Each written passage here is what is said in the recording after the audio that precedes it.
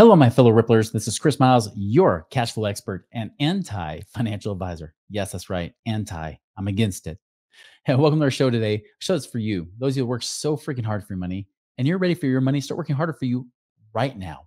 You want that freedom of cash flow today, not 30 or 40 years from now. If you're lucky and the market smiles on you the correct way, you want it right now so you can live that life that you love with those that you love. But it's not just about getting rich, it's about living a rich life, because as you are blessed financially, you have a greater capacity to bless the lives of those in your community, your family, and across the world. That is the ripple effect that Money Ripples is here to create for you today. That's why I'm here. That's why I'm doing these episodes. And yes, we're over 700 freaking episodes already. So thank you for tuning in, binging, and allowing this to create a bigger ripple effect, not just through your own life by applying it, but in the lives of those you've been sharing this with. So thank you so much. Hey guys, I would like to remind you, if you haven't done so already, go to moneyripples.com. You can take the passive income calculator right now to find out how much passive income you could actually create in the next 12 months. Some of it might be a few thousand. For some of you, it could be a few 100,000. And if it's that much, we better be talking for sure, because there's things we could probably be doing to help you out. But guys, definitely check that out and check out any of the other information, including our blogs and podcasts on there. Chris Miles was able to retire twice by the time he was 39 years old. But he's not content to just enjoy his own financial freedom and peace of mind. Chris wants you to have your own ripple effect so you can live free today. He's not the financial advisor you expected. He's the anti-financial advisor you deserve. He's jumping behind the mic right now, ready to make waves. Here's Chris Miles. All right. So today I want to talk about a question that actually was brought up on YouTube on this, for those of you watching YouTube right now, this is brought up on a video we did earlier on our long form. This is on the Money Ripples channel specifically, where I was talking about the life insurance death benefit, right? There's a lot of debate about the death benefit and the cash value. And do you really get it at death and all that kind of stuff? And a great question came across from one of our listeners, watchers, viewers. What do you call viewers? You're a viewer, not a watcher. That sounds creepy, doesn't it? So you're a viewer. But one of our viewers, they said, hey, I would love to hear something about how life insurance companies are able to pay dividends, especially with all the bank failures going on right now, with all this uncertainty. How do we know that insurance companies can keep paying their dividends? How are they making their money? What allows them to keep paying? And I thought, you know what? Even though I've addressed it in different topics and here and there, I've never really addressed that. At least I don't think I have in an episode. So I figure I'd do that here. Probably won't be a super long episode. This probably be one of our shorter ones. But I really want to get into that and like dig into how do life insurance companies actually make their money, besides just the fact that you pay them premiums. But really, how do they make money? But more specifically, how are they able to pay you dividends? How are you actually able to earn money by having the life insurance policies? Now, as you probably are aware, if you have term life insurance, this is normal death insurance, just like your car insurance. You only use it if something happens, right?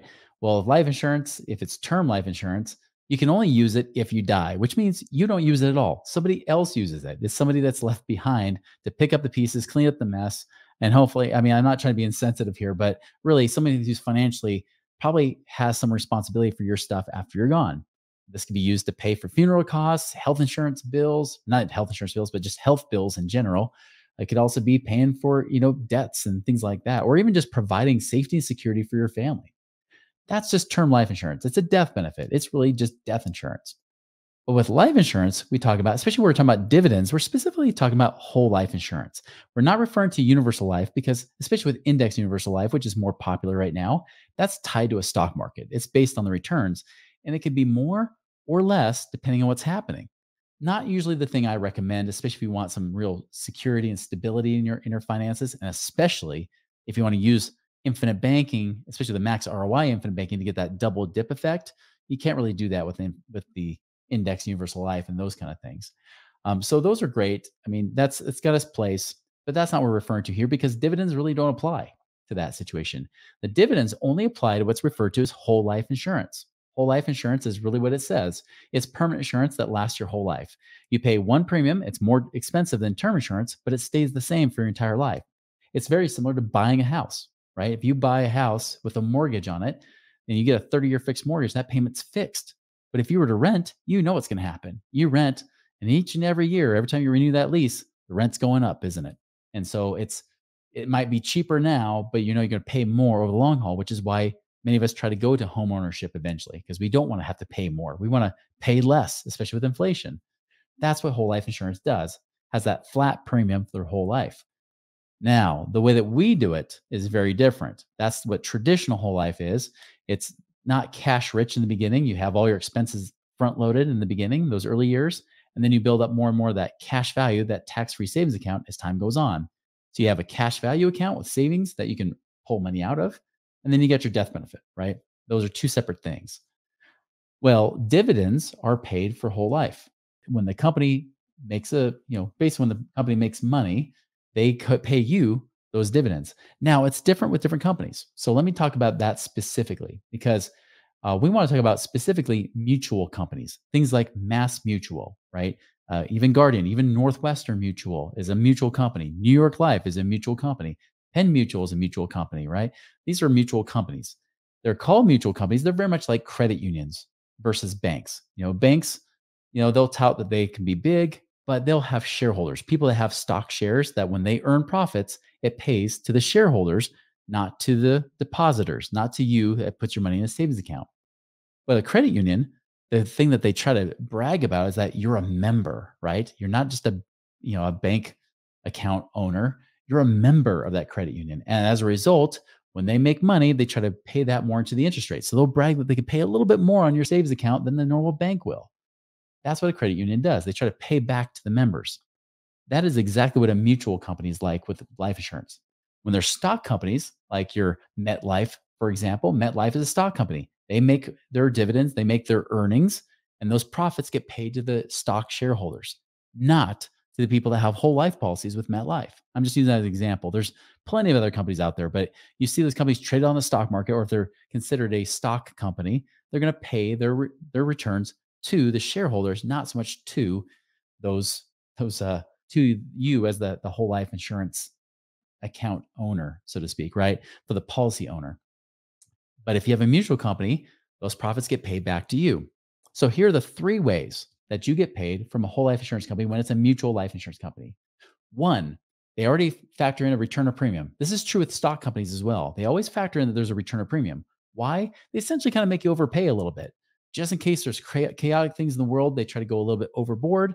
But then if things are normal that year, they pay back those premiums to you.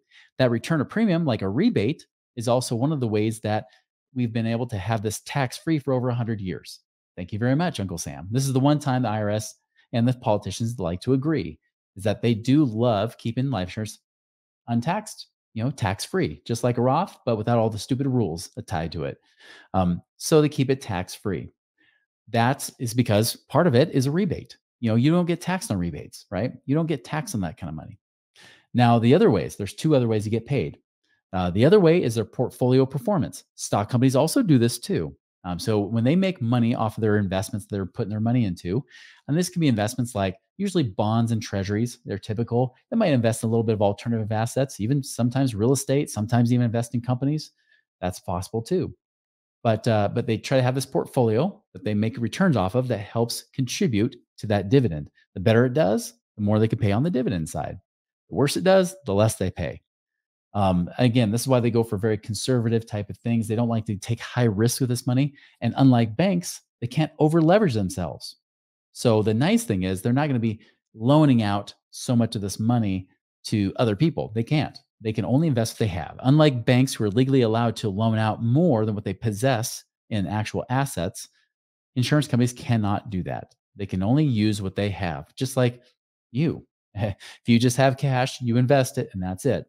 Same thing for insurance companies. So they don't take those real unnecessary risks that many banks have done that have caused some failures. Just like First Republic Bank, Signature Bank, all these Silicon Valley Bank, these kind of banks who took high risks by essentially loaning out more and then not being liquid. They not have enough cash reserves. Insurance companies don't have that problem. And as a little side note here, they also have what's called reinsurance companies that back them up. So if they ever do happen to become insolvent, something goes wrong, those reinsurance companies will step in to ensure that your cash value and your death benefit are protected. So it's very, very rare. In fact, I would even argue to say, and I know people would disagree with me on this sometimes, but you can really argue that to say this is better than the FDIC, who has less than 2% of reserves for all the banks out there. So if 10% of banks fail, if they're pretty big banks, What's the FDIC going to do? They got to rob Peter to pay Paul, probably. And you might be not getting your money for a matter of months, waiting for all the red tape and the government crap to go through. That's not the case when you have insurance companies who rarely go out of business anyways. And even if they do, they got another insurance company to back them up. So there's that extra backing that you just don't get with banks. So I mentioned one, they return your premium. There's always a little bit budgeted for that. Two, they're investing with a portfolio. And then three, the last one is if it's a mutual company only, you also get company profits from the money that they're earning off the policies that they're writing. So if that company's strong and solid, they're doing new business all the time. Not too much new business, because too much new business for most insurance companies, they actually go in the hole. I don't know if you knew this, but whether you do term insurance or whole life, they actually lose money for the first few years because they actually pay for everything, including like paramed exams if you have to go through that. I mean, and they're paying out commissions to the agents. And so really they make virtually nothing for the first year or two. So they're really betting that this is going to be long term. But as they do have those profits coming in, I like to joke that everybody that buys a term insurance policy, which term insurance policies are notorious for only paying out less than 1% of the time. Not because they don't pay out, but it's because people will cancel them before they die.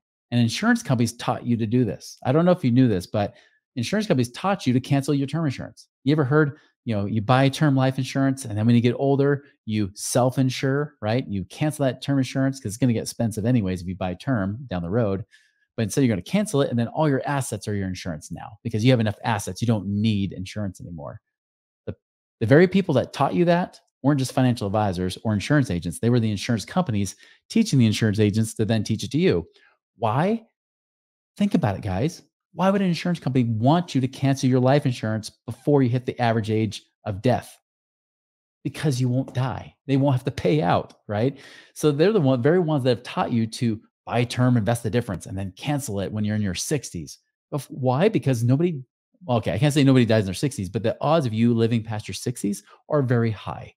This is why less than 1% of all term insurance policies pay out. Not to mention, you might end up canceling it anyways or changing different companies down the road or whatever it might be. That's all pure profits from the insurance companies. And where do those profits go? If it's a mutual company, it pays to you if you have a whole life insurance policy. It pays to you as a policy owner. So those are the three ways you get paid. There's the rebate, the return of premium that they already factor in. They budget that in. That's usually what the guarantee is, by the way. When you hear like a 2 or 3% or 4% guarantee, that's what that comes from. Then you have the actual dividend from the portfolio of their investments they're doing, usually very conservative. And then the third one is they are, of course, making money as they have more business coming in. So the more profitable they are as a business, the more you get paid. This is why I tend to be very skeptical of companies that try to offer really high contracts. I'm very skeptical of companies that also like try to pay for really amazing vacations and they really go all out, because if they do that, it means those profits are getting paid back to them. And hey, I'm not opposed to that. I get benefits from insurance companies too. But what I do love is if they can keep their numbers pretty lean, they keep their profits pretty lean, it allows them to pay more back to you. It allows me as that agent, as well as our team, it allows us to be able to manipulate those numbers and make it cheaper so that you get paid more. So that's why when people ask, well, hey, do you do Northwestern? No, we actually don't like Northwestern. But Northwestern is like one of the largest. It's the second largest company in the really out there. It's top rated. It's got a 100 rating. Why would you use them? The reason why they have such a rating and they have so much financial strength is because they overcharge you to death on your insurance premiums. That's why they cost too much. So they kill you in costs and they make lots of profit, and that makes them look good to Wall Street. And that's why Wall Street will look at them, and as well as all the other ratings agencies like the S&P and the Moody's, they'll look at them and say, they look wonderful. Look at all the cash they have. Yeah, because they're taking it from you. Okay. Now, I'm not opposed to insurance companies making profits. They still need to have a good, healthy profit. But there's a reason why those largest insurance companies have high ratings. That's one of the many reasons right there. So anyways, guys, so 3 ways that your dividends are paid to you through a mutual life insurance company: return of premium, dividend increase from the portfolio it's investing in, and from, of course, the profits the company makes with their business that they're doing. Those are the 3 ways. That's it. And the best way to figure it out of what's the best for you, you do want a strong company, but you also want one that has good cost structure so that it takes less money out of your pocket. And I'm telling you, this is the key secret right here. The dividends, for the most part. And it doesn't matter. You hear different terms thrown out there like direct recognition versus non-direct recognition, things like that. I'm going to share a secret with you that I've learned over 20 years of being in this business. It's a smokescreen, guys. It's all just marketing crap that the insurance companies are trying to throw at you to make it seem like they're unique in some way. Direct recognition versus non-direct recognition. If you don't know what it is, doesn't matter, but it doesn't matter. Okay. It really is a smokescreen. I've seen direct recognition companies that are supposed to be paying you less, you would think, when you're borrowing from it, find out that they actually will pay more than the non-direct recognition companies. Why? Because they got to make money somehow. They got to still stay profitable. So that stuff is all smokescreen. It's all stuff that they try to use in their marketing. What it comes down to at the end of the day is which one allows us the most flexibility to cut back on costs. Because even if you save 10% on costs compared to company B, right? The thing is, company B is not going to pay an extra 10% dividend to make up for that. Because right now the dividends are right between about 5 and 6% currently. And that's in the low interest rate environment that we've had the last few years. There's always a lag effect. So as interest rates have been rising, guess what's going to start happening in 2024, 2025? You're going to start seeing dividend rates increase too. As long as there's not some big world type of collapse here, for the most part, you're going to see as interest rates rise, this is a good thing for your policy owner. And I'm guaranteeing that rates will rise. And I don't think they'll come crashing down like people have been predicting. What does that do? That means you get paid more on your whole life insurance policies. You get paid higher tax-free dividends. While when that kind of environment happens, stocks usually tank. They usually get beat up because, again, higher interest rates means less profits in companies, and those companies, therefore, their stock prices go down, and so does your retirement account and your freedom. Where in a low interest rate environment, 5 to 6% has been a bad return, a bad dividend. Well, guess what? That's, in my opinion, especially when it's tax-free, not so shabby. In fact, I wouldn't mind if the stock market would pay that pretty consistently without all the ups and the downs and the bipolar nature of the market. So even from that standpoint, it's great. But as I've mentioned before, the real power is not just the fact that it's providing a nice dividend. It's a great place to store your money, great place to store your cash savings, especially if you want it for emergency funds. It's going to sit around there, at least fight inflation with that. And what I love is I can also invest with it and get that double dip. I can make my money in two places at the same time, allowing my investments to increase the rates of return that they would have paid me normally. But now I make more money on those investments. Not to mention, if I'm a business owner, I can use it for business. I can write off the interest that I'm, using when I borrow from it and things like that, and still make money too.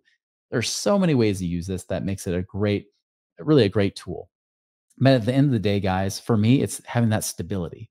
If I'm investing in real estate, if I'm investing in my business, wherever it might be, having that stable cash that I know is there and accessible, that I don't have to worry about bank or insurance company failures, that to me is huge because that protects an abundance peace of mind. And when you have an abundant state of mind and you're relaxed, you can make better decisions with your money, allowing you to make more money while the rest of the people freak out and lose money.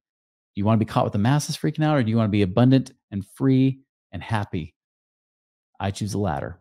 So anyways, guys, you have a question on this? I know this is, for some of you, this is in the weeds, but hopefully this is valuable to you. You have questions, you can always reach out to us, moneyripples.com, message us, contact us, and we can answer your questions for you. Guys, make it a wonderful and prosperous week. We'll see you later.